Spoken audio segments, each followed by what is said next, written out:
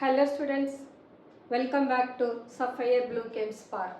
இன்னைக்கு செஷனில் நாம் கிளாஸ் 11 தெர்மோடைனமிக்ஸ் அந்த சாப்டரில் இருந்து இம்பார்ட்டண்ட் தெர்மோடைனமிக் டேர்ம்ஸ் அதை பற்றி டிஸ்கஸ் பண்ண போகிறோம். ப்ரீவியஸ் செஷன்ஸ்லையும் நாம் important terms of thermodynamic discuss பண்ணியிருக்கோம். அதில் one of the thermodynamic term is reversible and irreversible processes. Reversible process அப்படின்னா ஒரு சிஸ்டம் ஒவ்வொரு பாயிண்ட்லையும் ஃபார்வர்ட்லையும் ரிவர்ஸ்லையும் ரியாக்ஷனை ப்ரொசீட் பண்ணிகிட்டே இருக்கும். அதை நாம் ரிவர்சிபிள்னு சொல்லுவோம். And the equilibrium is maintained at every point of the process.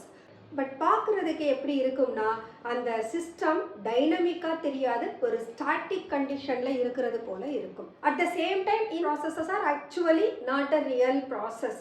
இதை நாம் ஒரு இமேஜினரி ப்ராசஸாக தான் எடுத்துக்கணும். ஏன்னு கேட்டால் இந்த ரியாக்ஷன் ரொம்ப ஸ்லோவாக இருக்கும், நேச்சரில் நடக்காது.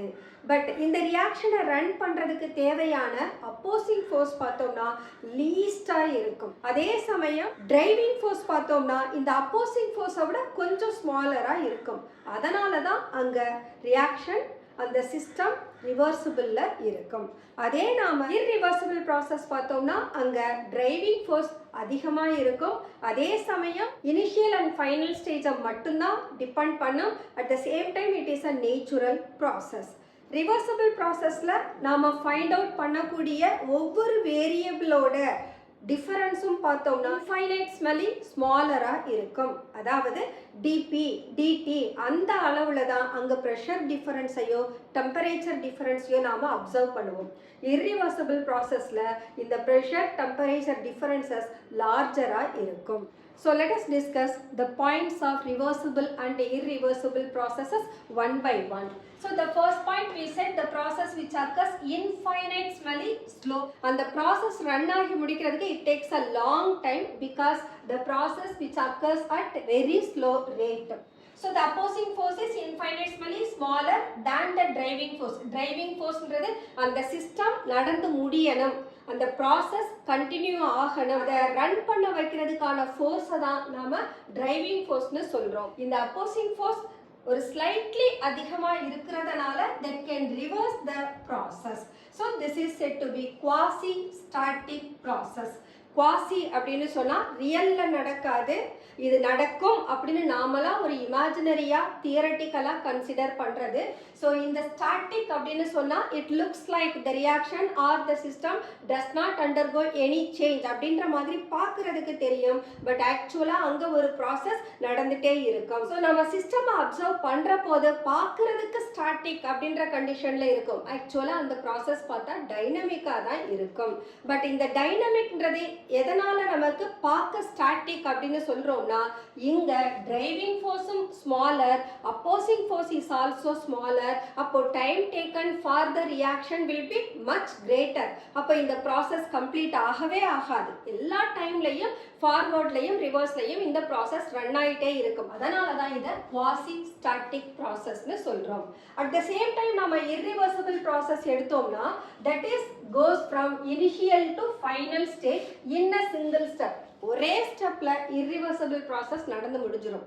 அதே போல் finite number of steps in finite time and cannot be reversed exactly by small changes in pressure, volume or temperature. pressure, volume, temperatureல changes இருந்தா கூட இந்த irreversible process finite stepsல complete ஆகும். time taken for the process will also be finite. அப்ப இங்க driving force actually reversible process விட greater-ஆக இருக்கும். And we can say all the natural processes are irreversible in nature. Then we said driving force is infinitesimally small for the reversible process, but it is larger and finite. Finite na we can able to determine the driving force. Adha nama finite nu solrom. So here the driving force is large as well as finite. Then PV work is done across pressure difference of dP. பார்த்துக்குங்க, dpன்றது a differential amount of pressure அப்படின்னு தான் சொல்லுவோம். Very the negligible change in pressure that gives rise to the PV work, that is pressure volume work. So reversible system லையும் we can determine the pressure volume work. This is because of the smallest difference in pressure. At the same time நம்ம pressure volume work irreversible processலையும் observe பண்ணலாம்.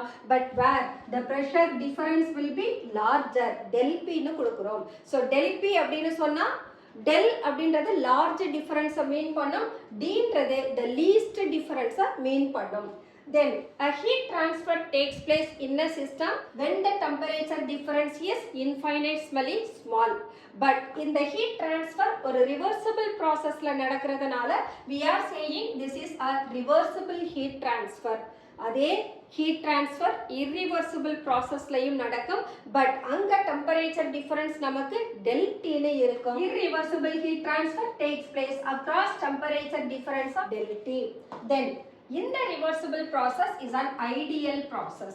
Ideal அப்படினாலே theoretically தான் நாம இந்த process-ஐ view பண்ண முடியும். Practically this process is not at all possible because a very smallest change in pressure or even the very smallest change in temperature does not bring the great difference in the process. That's why it is called an ideal process. But irreversible process is a real process. Irreversible process ஒரு real process இருக்கிறதுனால இங்க நாம determine பண்ற PV work, pressure volume work நம்மனால ஈஸியா observe பண்ணவும் முடியும். This is why because the difference in temperature and pressure is larger. This reversible process that can be completed in infinite number of steps and it takes infinite time for the completion of the process. Infinite அப்படின்னா we can't able to determine the time. The process completion ஆகிறதுக்கு எவ்வளோ time எடுக்கும்ன்றதை நம்மளால கண்டுபிடிக்க முடியாது. ஏன்னு கேட்டா ஒவ்வொரு பாயிண்ட்லையும் process ஃபார்வர்ட்லையும் போகும், ரிவர்ஸ்லையும் போகும். அப்ப at every point this reversible process that maintains its equilibrium. So this reversible process it takes a long time for the completion and it takes infinite number of steps as well as it takes infinite amount of time for its completion. But reversible process எடுத்தோம்னா finite number of steps தான் allow பண்ணும், finite timeல process நடந்து முடிஞ்சிரும். So it takes finite time for the completion of process. Reversible process already என்ன சொன்னோம், reversible process நம்மனால theoretically தான் explain பண்ண முடியும். Actually in practice that cannot be done.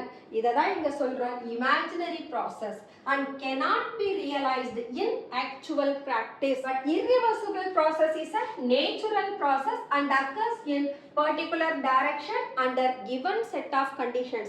Conditions ன்ற போது pressure, temperature, volume, etc. Reversible process நம்ம ஒரு சிஸ்டம்க்கு அப்ளை பண்ற போது the system is in equilibrium with the surroundings at all stages. So இங்கே ஈக்லிபிரியம் யாருக்கும் இடையில எக்ஸிஸ்ட் ஆகும் அப்படின்னா சிஸ்டம்க்கும் சரௌண்டிங்க்கும் நடுவில் தான் ஈக்லிபிரியம் எக்ஸிஸ்ட் ஆகும். ஒவ்வொரு பாயிண்ட்லையும் இட் மெயின்டைன்ஸ் இட்ஸ் ஈக்லிபிரியம் அப்படின்னு சொல்கிறோம். But irreversible process that can maintain its equilibrium only between the initial and final stage. See that equilibrium is attained only in initial and final stages of the system. So these are the important points as well as the differences of reversible and irreversible process. Okay students, let us close our today's session. இந்த செஷன்ல நாம இந்த topic மட்டும் தான் discuss பண்ணியிருக்கோம். இன்னும் நமக்கு just 2 more topics are there. அதை நாம நெக்ஸ்ட் செஷன்ல டிஸ்கஸ் பண்ணலாம். Until then, bye bye.